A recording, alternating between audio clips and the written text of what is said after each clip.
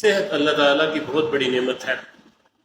آپ نے صحت کی قدر پوچھنی ہو ان لوگوں سے پوچھیں جو ہاسپٹلز میں پڑے ہوئے ہیں، جو ایمرجنسی میں پڑے ہوئے ہیں، جو ICU میں ہیں، جو بیچارے ایک ایک سانس کے لیے ترس رہے ہیں۔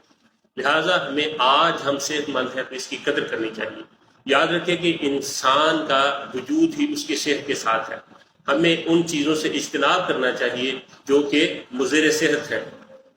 ضرورت سے زیادہ غم اور پریشانی، سوچ بچار ہماری صحت کو تباہ و برباد کر رہی ہے۔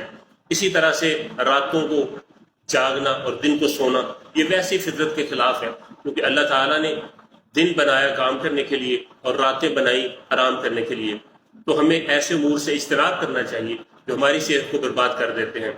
زندگی کو ایک منظم طریقے کے ساتھ گزاریں، یعنی کہ ترتیب بنائیں، پلاننگ کریں کہ اس وقت میں نے یہ کام کرنا ہے، اس وقت میں نے یہ کام کرنا ہے، اور ہر چیز کو جب ہم ترتیب کے ساتھ کریں گے تو چیزیں بھی ٹھیک ہو جائیں گی اور ہماری صحت کے اوپر بلا وجہ کوئی اثر بھی نہیں پڑے گا۔ نبی کریم صلی اللہ علیہ وآلہ وسلم نے فرمایا کہ تمہارے بدن کا بھی تم پر حق ہے اور تمہاری آنکھ کا بھی تم پر حق ہے، اور یہ صحیح بخاری کی حدیث ہے۔ اسی طرح نبی کریم صلی اللہ علیہ وآلہ وسلم نے ایک اور حدیث میں فرمایا کہ دو نعمتیں ایسی ہیں جن کے بارے میں لوگ اکثر دھوکے اور خسارے کا شکار رہتے ہیں۔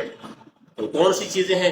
ایک صحت ہے اور دوسری بے فکری ہے، یعنی انسان کے پاس جب صحت ہوتی ہے، جب وہ صحت مند ہوتا ہے تو اس کی قدر نہیں کرتا، اور دوسری بے فکری، جب اس کے پاس ایکسٹرا وقت ہوتا ہے، فراغت ہوتا ہے، تو وہ اس کو غلط طریقے کے ساتھ استعمال کرتا ہے، اور انسان اکثر کہتا ہے میں یہ کام کل کر لوں گا، پرسوں کر لوں گا، اور کبھی بھی نہیں کرتا۔ جب تک صحت ہوتی ہے اس کی قدر نہیں کرتے، لیکن جب صحت بیماری اور فراغت مشغولیت میں بدل جاتی ہے تو ان کاموں کے نہ کرنے پر پھر انسان جو ہے وہ شرمندہ ہوتا ہے، لیکن اس کی شرمندگی اب کسی کام کی نہیں ہوتی۔ نبی کریم صلی اللہ علیہ وآلہ وسلم نے فرمایا کہ 5 چیزوں سے پہلے غنیمت جانو۔ نمبر 1، زندگی کو موت سے پہلے۔ آپ ابھی زندہ ہیں، اللہ تعالیٰ کا شکر ادا کریں کہ آپ کے پاس توبہ کا وقت ہے، آپ کے پاس نمازیں ادا کرنے کا وقت ہے، اللہ تعالیٰ کو راضی کرنے کا وقت ہے، تو اس کو غنیمت سمجھیں، اس زندگی کو ضائع مت کریں۔ نمبر 2، فرصت کو مشغولیت سے پہلے۔ آپ فارغ ہیں، آپ مشغول نہیں ہیں، تو اس فرصت کو بہترین طریقے کے ساتھ گزاریں، مثبت طریقے کے ساتھ گزاریں، کسی اچھے کام میں اس کو گزاریں۔ نمبر 3، مالداری کو محتاجی سے پہلے۔ آپ کے پاس مال ہے تو اس کو غنیمت سمجھیں، اللہ کا شکر ادا کریں اور اللہ کے بتائے ہوئے طریقے کے ساتھ اس کو خرچ کریں۔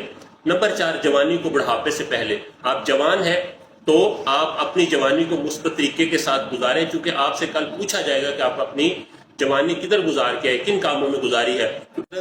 شیخ سعدی شیرازی رحمۃ اللہ علیہ فرماتے ہیں کہ ایک دفعہ ان کے پاؤں میں جوتے نہیں تھے اور نہ ہی ان کے جیب میں اتنے پیسے تھے کہ وہ جوتے خرید سکتے۔ آپ کوفہ کی گلیوں میں جا رہے تھے اور یہ سوچ رہے تھے کہ میرے نصیب بھی بڑے عجیب ہیں کہ میرے پاس نہ تو جوتے ہیں اور نہ جوتے خریدنے کے پیسے ہیں۔ آپ چلتے چلتے کوفہ کی مسجد میں گئے، وہاں آپ نے جا کے ایک ایسے شخص کو دیکھا کہ جس کے پاؤں ہی نہیں تھے۔ آپ فوراً سجدے میں گر گئے اور اللہ تعالیٰ کا شکر ادا کیا۔ اسلام یہی چاہتا ہے کہ ہم صحت مند رہیں۔ نبی کریم صلی اللہ علیہ وآلہ وسلم نے فرمایا کہ اللہ کے نزدیک کبھی، یعنی صحت مند مومن کمزور مومن سے بہتر ہے۔